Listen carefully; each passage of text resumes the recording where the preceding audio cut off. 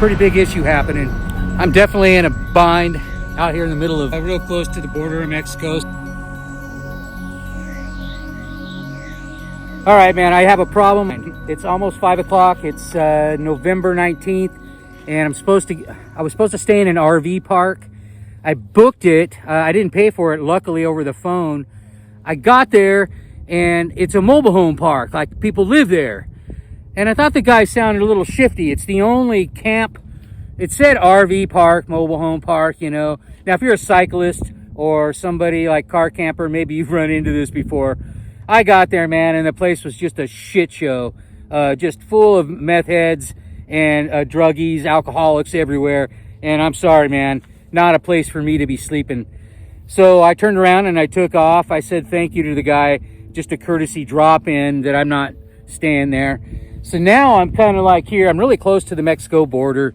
I would just stealth camp here, you know, but it's totally fucking dangerous at nighttime where I'm sitting right now. I guarantee you somebody sleeps right here because I can see stuff laying around. I didn't even want to sit here. So the other thing is I booked I tried to go to another like RV park, a real RV park that was clean and had showers, and I read the thing, and so I just dropped by there. I didn't even call them. And when I got there, the lady was like looking at me like I was crazy because I'm on a bike.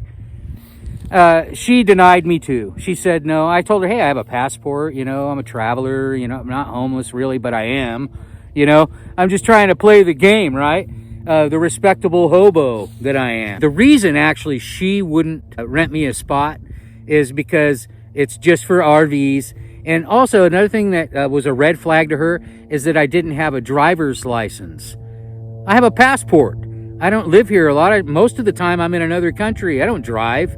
I don't own a car anymore. So, you know, I just felt like I was just treated pretty shitty. But as a cyclist, you know, that's what I've dealt with this before. RV parks, they're just for the RVs with the hookups, and they want $100. And I was almost willing to say, hey, I'll pay $100, you know, because it's getting late right now. I've almost thrown up my hands here. That's another thing. I get comments all the time like, you know, like another friend I have on who's a creator, are you really homeless? Well, look at me right now. I have nowhere to stay. I'm scared shitless, really. But, you know, I'm tough. I've been through a lot worse. Colombia, you know, homeless, all over the place. But this is more than being scared out here, I'm pissed. Yeah, just to get treated that way. It's the end of the day. I need a place to sleep. You can see where I am. There ain't shit out here.